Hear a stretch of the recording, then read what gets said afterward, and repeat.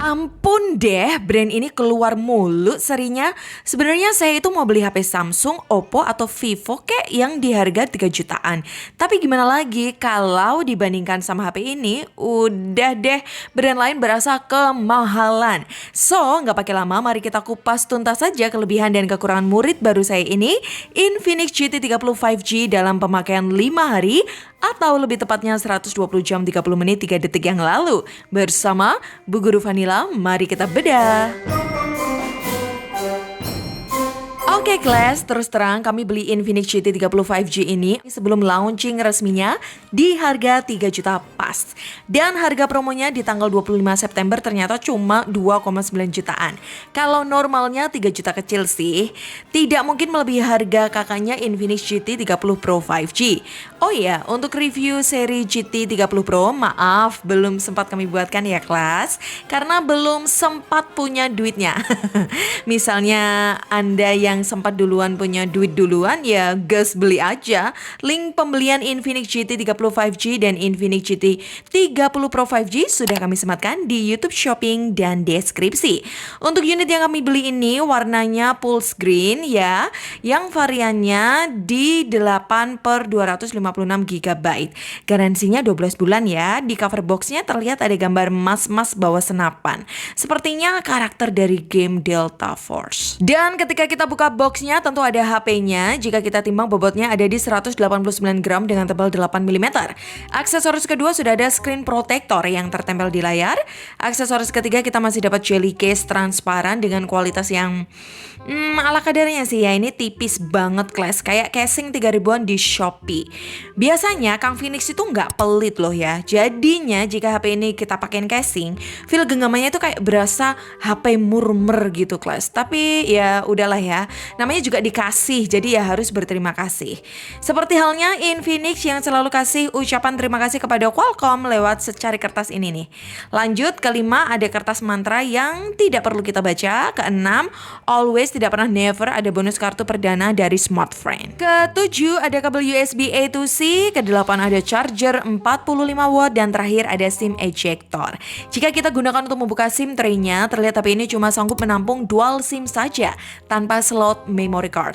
Untuk lubang jack audio juga tidak ada ya kelas. So, untuk memperluas memorinya, Anda bisa gunakan Cloud Infinix by Google Photo atau bisa lewat OTG. Nah, mengenai kapasitas baterai seri GT30 5G ini mirip dengan versi GT30 Pro-nya, yaitu 5500 mAh. Dalam pemakaian intens di 4 hari terakhir, SOT rata-rata yang didapat adalah 8 jam. Dari jam 6 pagi sampai jam 10 malam menyisakan baterai 7%.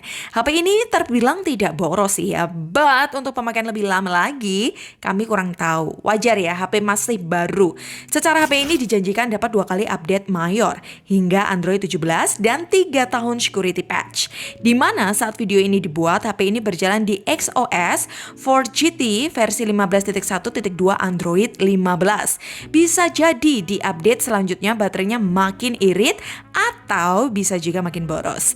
Jadi ya, next review 1 bulan pemakaian aja kita bahas, oke? Untuk sekarang kita bahas kecepatan chargingnya aja.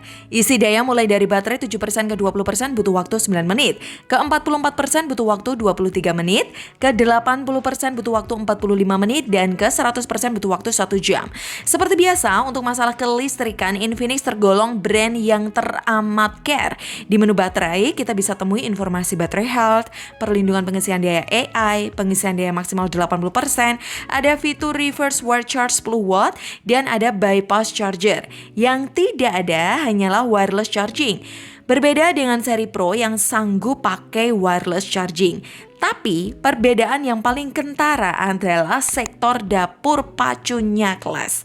GT30 Pro berasa dewa karena pakai SoC middle to high MediaTek Dimensity 8350 LPDDR5X UFS 4.0.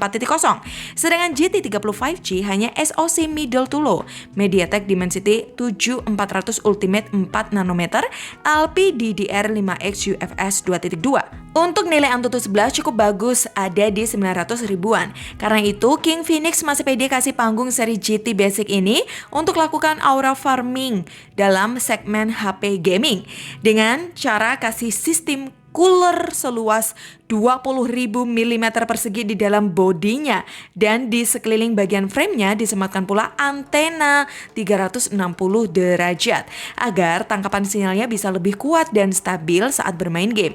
Terlebih seri ini masih dapat warisan GT Trigger dengan sistem sentuh berhaptic feedback yang bisa Anda personalisasi layaknya tombol L dan R. Respon sentuhannya juga bisa kita atur mau rendah, sedang, atau kuat. Jika Anda sudah hafal akan fungsi tombolnya. Taruhlah untuk main game Mobile Legends settingan Ultra GT 35G teramat lancar ya saudara. Memang benar sekelas SoC G100 atau G200 bisa mainkan game ML. Tapi feel smooth tentu berbeda. Bagi player Fanny mungkin HP ini cocok, apalagi bagi Anda player Nana dan Cyber. Auto digendong. Untuk rata-rata FPS ada di 118 FPS. Jika sambil record layar baru FPS-nya turun ke 90 FPS. Dalam bermain Mobile Legends 1 jam habiskan baterai 20% dengan suhu 40 derajat Celcius di ruangan non-AC. Beralih ke Genshin Impact di settingan medium 60 FPS juga masih sanggup. Grafiknya masih tertampil bagus, minim patah-patah walaupun FPS-nya hanya di 37 FPS. Dan hebatnya saat ambil record layar, rata-rata FPS-nya juga masih mirip, tidak ada penurunan. Bermain 1 jam habiskan baterai 15%, cuma ada sedikit keanehan. FPS-nya ini seperti di lock di 40 FPS. Ketika kami turunkan grafik di lowless 60 FPS, FPS-nya juga tidak ada peningkatan, masih sekitar 34 FPS. Agak aneh sih ya, bermain 1 jam, kita menghabiskan baterai 15% dan untuk nonton YouTube ukuran Full HD+, volume 30% selama 2 jam, habiskan baterai 13%. Dimensinic GT 30 5G ini sangat pas di tangan. Cuma kalau digenggam erat agak kurang nyaman karena frame sampingnya benar-benar dibuat flat. Untuk desain kamera juga terlihat flat biasa aja. Tapi setelah saya cermati, modul beginian yang saya suka karena no gimmick. Dual kameranya real semua berguna. Paling atas ada lensa wide 64 megapiksel f1.75 sensor by Sony IMX682. Di bagian bawah ada lensa ultra wide 8 megapiksel f2.2 sensor by Galaxy Core, dan bagian depan ada kamera selfie 13 megapiksel f2.2 sensor Galaxy Core pula. Lanjut untuk build dan durabilitasnya Class. Baik frame dan backdoor Infinix GT 30 5G ini dari plastik solid. Kita ketok-ketok punggungnya tidak terdengar kopong. HP ini juga tidak ompong. Sertifikasinya Infinix GT 30 terproteksi oleh IP64 yang lebih tahan debu dan cipratan air.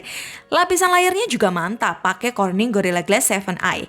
Tapi untuk informasi lisensi drop resistant atau tahan banting, sepertinya belum ada. Soalnya di web resminya tidak dicantumkan. But it's okay, lagian ini HP untuk gaming, bukan untuk HP dibanting. Terlihat seri GT 30 5G ini masih punya mechanical light wave sebagai syarat utama HP gaming. Nyala lampunya ini terlihat elegan, tidak seramai lampu odong-odong. LED putih ini bisa difungsikan sebagai penanda masuknya notifikasi awal main game atau untuk mengiringi suara musik secara ritmik dari dual speaker stereonya. Kualitas dual speakernya ini saya acungin 2 jempol sih. Baik speaker atas dan bawah, voice-nya jernih, treble-nya renyah, di setting maksimal tidak pecah. Sangat bertenaga, nilainya 9/10 bagi saya di 3 juta kecil. Layak Anda coba dengerin deh.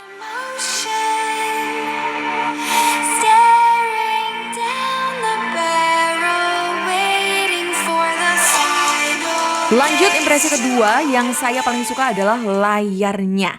Nah ini baru AMOLED beresolusi 1,5K berbeda dengan seri Hot 60 Pro yang diklaim 1,5K juga. Terlihat jelas. Spesifikasi layarnya seri GT terbaca di resolusi 1,5K. Kalau seri Hot hanya Full HD+. Di menu My Phone juga tertulis 1,5K untuk seri GT. Kalau seri Hot tidak berani tulis 1,5K, malah ditulis luas layarnya aja. Dan memang saat saya lihat langsung nih ya, layar seri GT ini real mencerminkan resolusi 1,5K dibanding seri Hot. Mungkin lawan sepadan Infinix GT 30 5G ini adalah Redmi Note 14 Pro 5G yang punya layar beresolusi 1,5K juga. Gimana? Setuju nggak, Class? Kalau kedua HP ini di-compare. Kalau setuju, angkat tangan, drop di komen, oke? Next, kita bahas tingkat kecerahan di HP ini. Punya kecerahan 700 nits secara tipikal di indoor, kecerahan tinggi di 1600 nits untuk outdoor, dan 4500 nits pada kecerahan puncak untuk nonton konten HDR. Sudut pandangnya luas, bezelnya juga tipis, simetris di 90,4% screen to body ratio.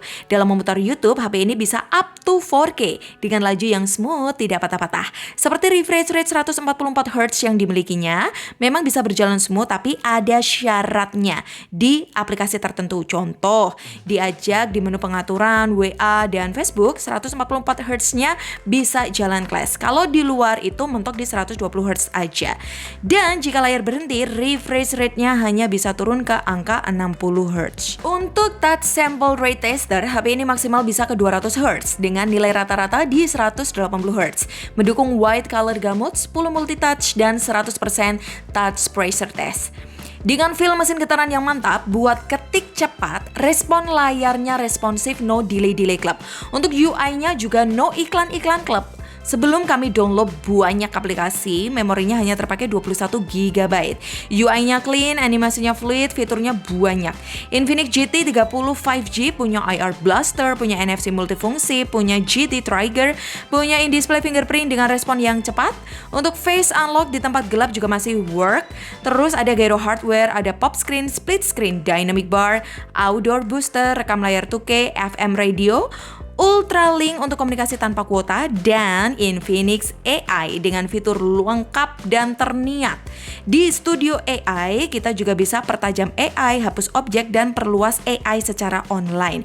Minusnya mungkin AOD cuma 5 detik dan belum ada Google Fit saat kita swipe kiri. Oh iya, HP ini punya ruang kedua. Untuk beralih ruang cukup mudah. Setelah tersetting, tinggal tekan in-display fingerprint-nya saja ya, lalu boom, sisi lain privasi Anda bisa tetap terjaga. Oke, terakhir class kita bahas kameranya class. Untuk shutter speed 64 megapikselnya tergolong cepat, bahkan sampai tembakan ketiga. Selain pakai tombol virtual shutter, kita bisa pula gunakan tombol GT trigger, layaknya pakai kamera pocket.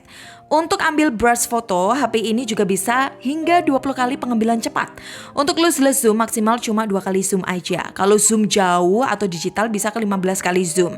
Nah, ketika kita lakukan zoom baru ketahuan kalau HP ini tidak punya OIS class. Terlihat berguncang ya. Untuk hasil zoom 2 kali tentu masih bagus. Tidak terlalu berbeda dengan hasil tanpa zoom. Warna langitnya tepat, dynamic range luas, warna gedung, tekstur juga masih terlihat. Cuma untuk zoom selebihnya kurang kami sarankan. Di resolusi 64 megapiksel dan basic, kita juga bisa aktifkan fitur HDR, AI fokus, dan filter. Beralih untuk foto portrait, maksimal bisa ke 2 kali zoom. Bisa untuk subjek manusia dan objek benda. Kalau foto selfie, potret bisa 1 kali dan dibuat 0,8 sedikit lebih lebar. Bergeser ke foto super malam, kita bisa gunakan semua lensa baik untuk lensa 0,6 atau ultra wide. Lensa utama dan zoom 2 kali hingga 10 kali zoom. Super malam juga berlaku untuk foto selfie. Dan taruhlah di tempat minim cahaya, Anda juga bisa aktifkan lampu latar layar sebagai pengganti LED flash. Fitur kamera lainnya tersedia kamera pro, foto sky shot, super makro, panorama, wide selfie, dan dokumen. Nah, sekarang kita bahas videonya class. Jangan Anda kira tanpa OIS HP ini nggak bisa stabil. Anda salah, dengerin baik-baik ya. Stabilizer bisa on di tiap resolusi baik-baik video dan selfie video. Resolusinya up to 4K 30 fps, tidak ada resolusi yang dianaktirikan. Semua kebagian. Stabilizer juga tetap on walaupun video kita kasih polesan filter dan nyalakan fokus AI. Mungkin minusnya belum ada pilihan Full HD 60 fps aja sih. Infinix GT 30 5G hanya sediakan HFPS 49 fps dan tidak ada video pro. Gak apa-apa lah ya bro ya, yang penting record video ultrawide di resolusi 2K 30 fps bisa stabil bro. Keren emang King Phoenix ini. Dan jika Anda ingin beralih lensa dari wide ke ultrawide, syaratnya harus turunkan ke resolusi Full HD 30 fps. Gak apa-apa lah ya, toh stabilizer tetap on di skenario ini. Stabilizer juga bisa on di video vlogging, resolusi maksimalnya ada di Full HD 30 fps. Stabilizer baru off saat kita record video bokeh Full HD 30 fps. Video with effect, video slow motion Full HD 120 fps, video time lapse up to 4K, dan video ganda.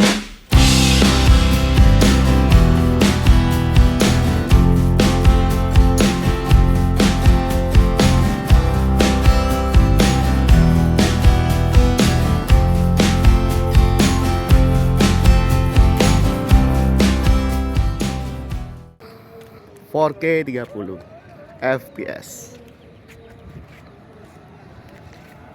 Ya, si bocil. Loh, kemana si bocil? Hei bocil. 2 kali nih ya. 2 kali zoom. Oke. Kita coba sedikit berlari guys di 4K ini ya. Oke. Tetap ya, saya pegang pakai satu tangan saja guys ya, tanpa tripod. Terlihat juga autofokusnya bagus juga guys. Sambil jalan cepat, autofokusnya pun masih berjalan guys. Tidak bingung guys. Wah, apalagi yang Anda minta saudara-saudara di harga segini. Wow, bagus ya. Awan-awannya masih terlihat guys. Kita coba swing seperti ini. Yup, sambil jalan. Untuk stabilisernya pasti bisa jalan ya, karena secara Infinix Note 50s saja dia bisa mentok ke 4K 30 fps, bisa jalan stabilisernya, apalagi seri GT ya. Dan kalau di Infinix Note 50s itu kan punya kelemahan ketika kita swing agak patah-patah ya. Sekarang kita coba untuk Infinix GT 30 ini, apakah terjaga seperti itu?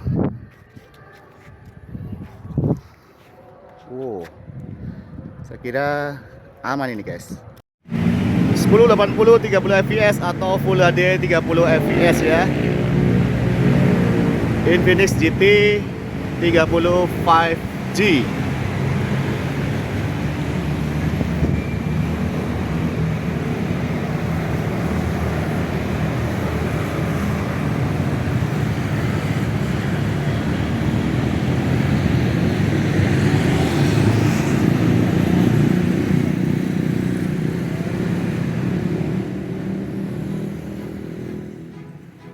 So class, impresi awal saya di dalam pemakaian 120 jam 30 menit 3 detik ini pakai HP ini, pakai si hijau ini, pakai HP 3 juta kecil ini, saya sih terpukau gitu ya.